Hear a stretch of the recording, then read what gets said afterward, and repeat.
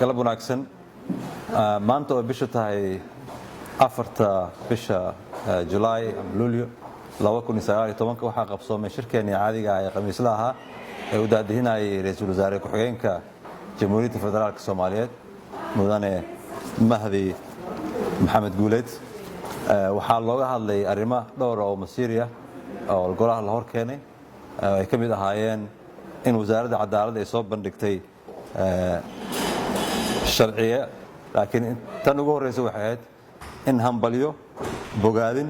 iyo taageero iyo ducaba la isugu daro ra'iisul wasaaraha iyo wafdiga hogaaminayo oo maalmahan ku sugnaa dowlad goboleedka Galmudug ay shaqo dib u heshiisiin oo xoog leh oo ra'iisul wasaaraha ka wado golaha wasiiradan waxay isla wada garteen inay taaniidaas u diraan ra'iisul wasaaraha iyo wafdiga asaga la socdo oo arrimahaas kala shaqeynaya kadib waxaa wasaaradda cadaaladda ay soo bandhigtay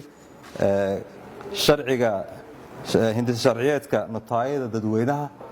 oo ah sharci dib u eegis lagu sameeyay sharci hore u dijiray iyo sharciga maxaa dijitaalinta anti dhaqameedka marka waxaa si unanimous isugu raaceen wasaaradaha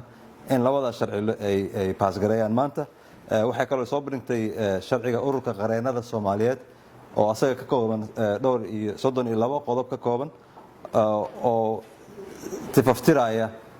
waajibaadka laga sugayo qareenada Soomaaliyeed iyo sifaha ay qofku qareen ku noqon karo iyadana taas waxay ku ansixiyeen si aqlabiyad leh kadib waxaa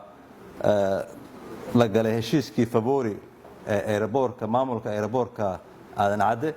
ay dowladda Soomaaliya saxiixday 2013 oo dib u eegis lagu sameeyay iyadoo laga ambaqaadayo shuruudihii deyn cafiska geed socodka deyn cafiska ay shuruud ka ahayd in dib u eegis lagu sameeyo ahdiyaadkii aan la galnay February iyo albarkaad oo ayagana maamusha dekada maanta waxaan loo soo dhigay February oo wasiirku ka soo shaqeynaya muddo 6 bilood ah oo ay wada hadal u socotay February ayadoo la isticmaalayo qareeno oo international ah waxaana maanta lagu soo guuleystay inay Soomaaliya la soo noqoto